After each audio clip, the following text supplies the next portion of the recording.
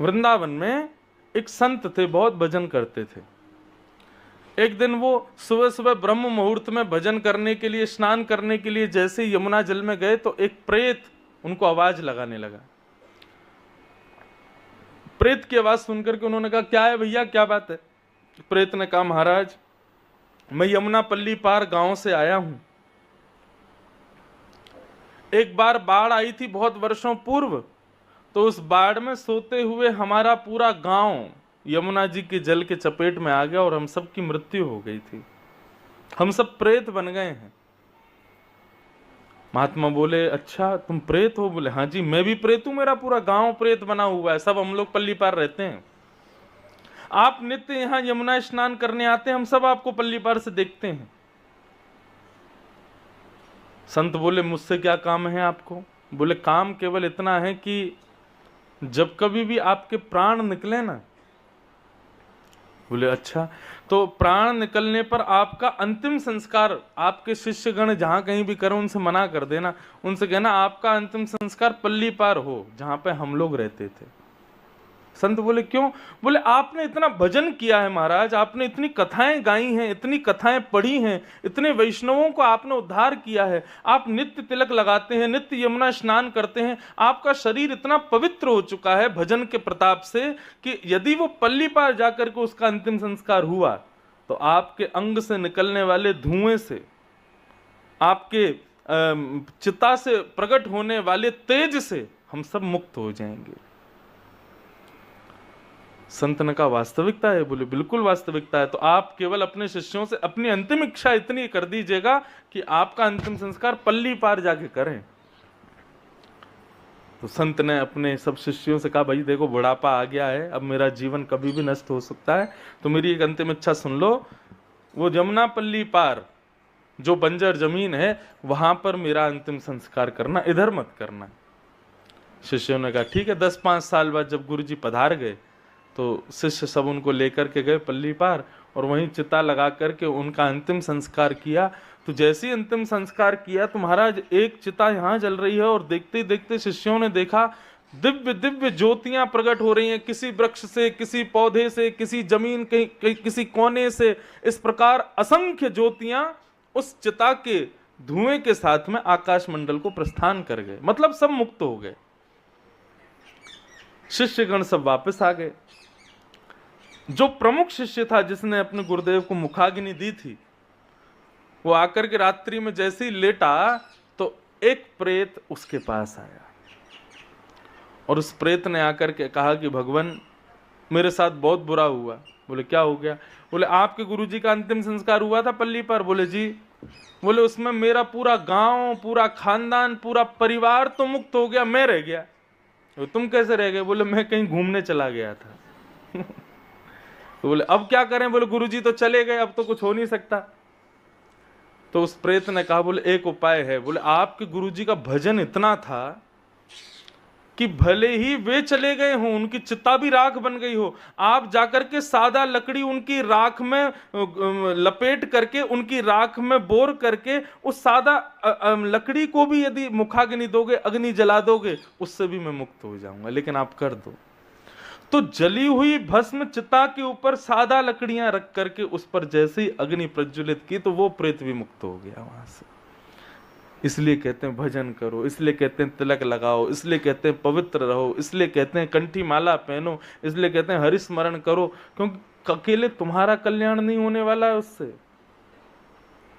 हमारी मृत्यु की चिता की भस्म भी, हमारी मृत्यु की चिता से उठने वाले धुएं से भी ना जाने कितने प्रेत तो इसी आश में बैठे रहते हैं कि व्यक्ति भजन इतना करे, जब इसके प्राण निकले तो हम भी इसके साथ चले जाएं, इसके भजन के प्रताप से। चलम प्राणम, प्राण चलायमान है, नहीं रुकेंगे। पहली वस्तु जिसको हम अपने से कभी दूर नहीं करना चाहते वो है लक्ष्मी, लेकिन चली जाती है। दूसरी वस्तु जिसको हम अपने से कभी दूर नहीं करना चाहते वो है हमारे प्राण, लेकिन कितना भी बचा लेना, कितना भी च्यवनप्राश खा लो, कितने भी दूध पी लो, कितने भी मोती पिष्टी खा लो, कितने भी पतंजलि की दवाइयां औषधियां दिन रात लेते रहो, मृत्यु तो आएगी। जिस दिन सज धज कर मौत की शहजादी आएगी, न सोना काम आएगा न चांदी आएगी, कुछ भी काम नहीं आएगा उस समय। मृत्यु के समय कुछ काम नहीं आता है। मृत्यु तो मैंने पहले ही कहा अटल सत्य है हमारे जीवन का। उस सत्य को जितना हो सके सुंदर बना लो। मृत्यु से डरना क्यों, मृत्यु से भय क्यों खाते हो? मृत्यु को सुंदर बनाओ। पहले ही विचार कर लो हमें तो ऐसी ऐसी मृत्यु चाहिए, हे नाथ आप हमारे सन्मुख हो, आप हमारे हम आपके दर्शन करें तब हमारे प्राण। देखो हमारा भजन करना और भजन करके मृत्यु को प्राप्त हो जाना भी ना जाने कितने जीवों का कल्याण होता है हमारी मृत्यु से। विश्व का सबसे प्रसिद्ध डांसर माइकल जैक्सन, वो एक ही चीज चाहता था कि उसके प्राण ना निकले, वो कभी बूढ़ा ना हो। संपत्ति की कमी नहीं, पैसे की कमी नहीं, नाम शौहरत की कमी नहीं, फैन फॉलोइंग की कमी नहीं। जिस जमाने में माइकल जैक्सन था उस जमाने में सोशल मीडिया भी नहीं था। उस जमाने में लोग इतने दीवाने थे उसके। क्या नहीं था उसके पास जो मानव को चाहिए? पृथ्वी पर सब कुछ था। काला था तो उसने इतना वो कराया, अपनी प्लास्टिक सर्जरी, गोरा हो गया। लेकिन इतनी संपत्ति होने के बाद भी अपनी मृत्यु को नहीं टाल पाया और असमय में मृत्यु हुई, क्योंकि चाहता था मेरी लंबी आयु हो, मैं अजर अमर हो जाऊं। अच्छा, ये जितने भी कहना नहीं चाहिए, कोई बुरा ना माने, किसी के हृदय को ठेसने में माइकल जैक्सन को राक्षस नहीं बोल रहा हूं, लेकिन हमारे भागवत आदि ग्रंथों में जितने भी राक्षस थे इन्होंने भी तो यही मांगा था भगवान से कि हम अमर हो जाएं, हम कभी मरे ना। रावण को देख लो, कुंभकर्ण को, ये हिरण्यकश्यप को देख लो, कंस को देख लो, सबने क्या मांगा? तप किया और तप के बदले क्या मांगा? कि हम अमर हो जाएं। राक्षसत्व का गुण होता है ना मरने की इच्छा रखना। और वहीं आप स्वामी विवेकानंद को देखो, अपनी अल्पायु में प्राण त्याग दिए। और तो छोड़िए, आदि गुरु शंकराचार्य बहुत कम आयु में अपने प्राणों को त्याग दिया। और जिस आयु में बच्चे ऐशो आराम करते हैं, थोड़े भोग विलासों में लगे रहते हैं, उस आयु में तो शंकराचार्य जी पूरे विश्व को धर्म सनातन क्या है बता करके चले गए। तो ये देखा गया कि धर्मावली व्यक्ति, भजनानंदी व्यक्ति और सृष्टि को अपनी एक नई दिशा देने वाला व्यक्ति ज्यादा जीने की इच्छा नहीं रखता। लेकिन भोगी, पामर, विलासी व्यक्ति, उसकी इच्छा क्या रहती है कि मेरी आयु बहुत हो, लंबी हो, मैं बहुत जीऊं। पर भगवत भजन करने वाले व्यक्तियों की इच्छा नहीं होती। वो तो बस ये चाहते हैं अल्पायु हो, लेकिन उस अल्पायु में भी ठाकुर जी का दर्शन हो जाए, ठाकुर जी का अनुभव हो जाए, हमसे कोई पाप ना हो, हमसे कोई दूषित कृत्य ना हो, ऐसी भावना रखते हैं। तो चला लक्ष्मी चलम प्राणम। और तीसरी चीज जिसको हम कभी अपने से दूर नहीं करना चाहते, चलम जीवत यौवनम, युवावस्था। युवावस्था ये भी हम कभी नहीं चाहते कि हमसे दूर हो।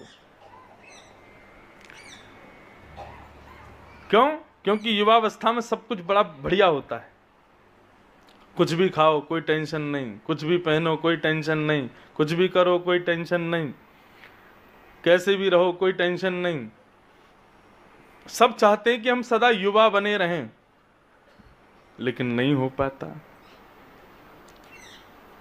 दुनिया भर की क्रीम लगा लेंगे, दुनिया भर के ना जाने क्या क्या चीजें मुंह पे लगाते रहेंगे। माताएं तो लगाती हैं, चलो श्रृंगार है, भाई लोग भी लगाने लग गए हैं आजकल। पता ही नहीं चलती है कि स्त्री है कि पुरुष है, अंतर ही नहीं समझ में आता है। ऐसे विचित्र वेशभूषा बना करके रहते हैं आजकल के युवा भाई लोग भी, बस पूछो मत। और क्या चाहते हैं? हम सदा युवा बने रहें। कई बार तो ऐसा होता है कि इतनी युवावस्था चढ़ जाती है बेचारों को, हो गए 70 साल के, लेकिन अब भी युवा ही बने डोल रहे हैं। अब भी यही चाहते हैं कि हम युवा हैं, हम तो वैसा ही भाव है हमारा। अमेरिका में एक बार मैं था तो 60 साल की एक माता जी थी, उनको मैंने आंटी बोल दिया, वो 3 दिन तक मेरे से बात नहीं करी उन्होंने। तुमने मुझे आंटी कैसे बोला? क्यों? अरे भले चेहरे से लग रही हूं मैं, लेकिन मुझे ऐसा प्रिटेंड मत कराओ कि मैं वृद्ध हूं, मैं अभी भी युवा हूं, मैं ऐसी हूं। वह क्यों चाहते हैं हम लोग? चलम जीवत यौवनम, युवावस्था चाहने से भी नहीं रुकेगी, एक दिन चली जाएगी। मुंबई दिल्ली में तो आज भी आजकल नए बालक फिर भी बड़े संभल के रहते हैं। बड़े बूढ़ों को देखो तो महाराज, उनको देख के लगता है राम राम, ये क्या कर रहे हैं, किस स्थिति में रह रहे हैं। 70 साल के हो गए, 80 साल, अभी भी फटी जींस पहन के घूम रहे हैं।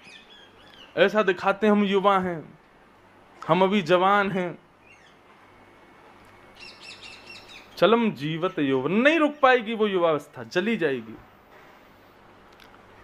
जितना आप अपने चेहरे को, आंखों को, नाक को, मुख को जितना आप स्वस्थ देखते हो, एक दिन आएगा कि वो सब चला जाएगा।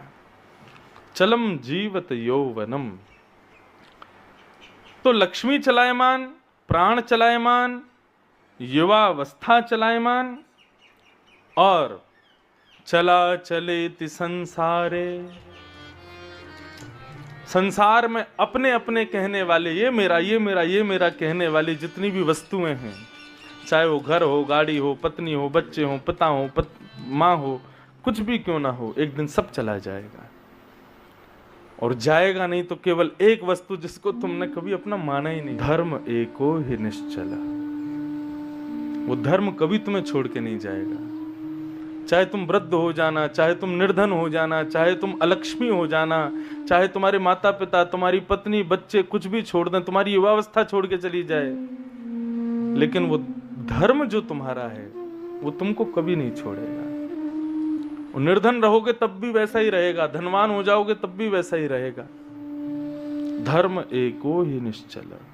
और धर्म क्या है? रामो विग्रहवान धर्म। श्री राम ही धर्म है, श्री कृष्ण ही धर्म है।